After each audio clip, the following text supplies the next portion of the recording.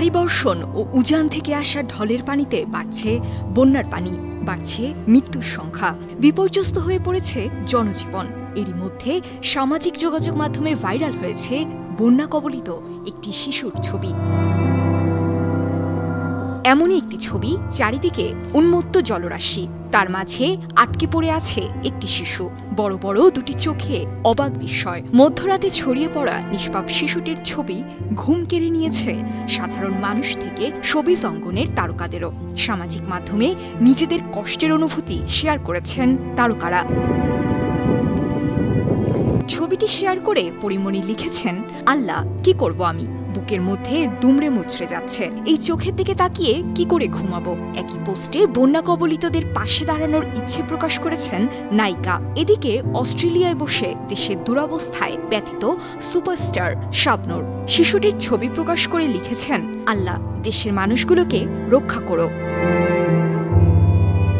অবুঝ শিশুটির ছবি প্রকাশ করে পূজা চেরি সরাসরি স্রষ্টার উদ্দেশ্যে প্রশ্ন তুলেছেন, লিখেছেন, এই অবুঝ চাহনি, হে ঈশ্বর, তুমি কি দেখছো না? চিত্রনায়ক সাইদ খানের হৃদয়ের ভেতরেও হু হু করে উঠেছে নিষ্পাপ শিশুটির মুখ। তিনি লিখেছেন, কোনোভাবেই সহ্য করার মতো নয়, বুকের ভেতরটা কাঁদছে যতবার দেখছি।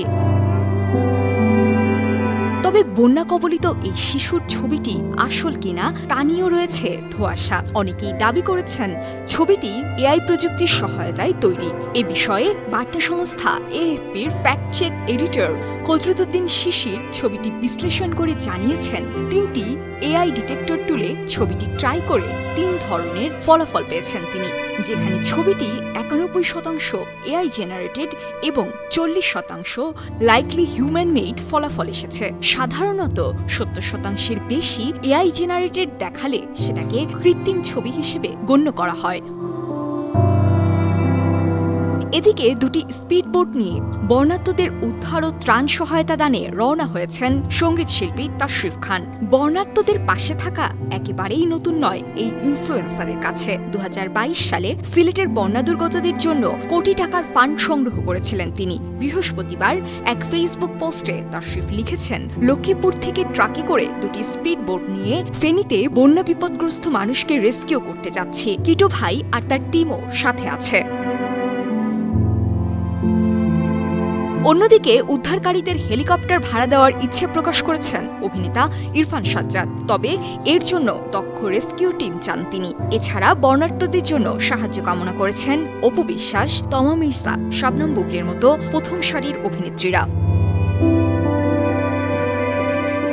এদিকে শেখ সেলিম কাণ্ডে চুপ থাকলেও বন্যা ইস্যুতে চিত্রনায়িকা নিপুণ আক্তার ফেসবুকে সেনাবাহিনী, নৌবাহিনী, স্বেচ্ছাসেবী সংগঠন এবং সমাজের সকল স্তরের মানুষকে বন্যার্তদের সহায়তায় এগিয়ে আসার অনুরোধ জানান।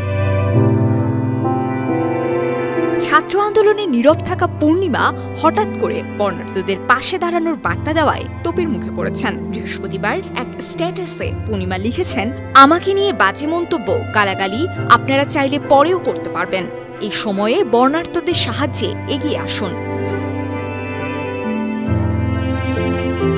অভিনেতা জিয়াউল হক পলাশ লিখেছেন, ফেনী ভেসে যাচ্ছে, নোয়াখালী এবং কুমিল্লা ভয়ঙ্কর বিপদে। আপাতত প্রধান কাজ হচ্ছে সারা দেশ মিলে বর্ণাঢ্যদের পাশে দাঁড়ানো। এছাড়াও বন্যার্তদের সহায়তায় এগিয়ে আসার আহ্বান জানিয়েছেন অভিনেত্রী নুসরাত ইমরোজ তিশা, অভিনেতা আরশ খান, নির্মাতা কাজল আরিফিন অমি সহ অন্যান্য তারকারা। বিনোদন ডেস্ক, ৫২ টিভি।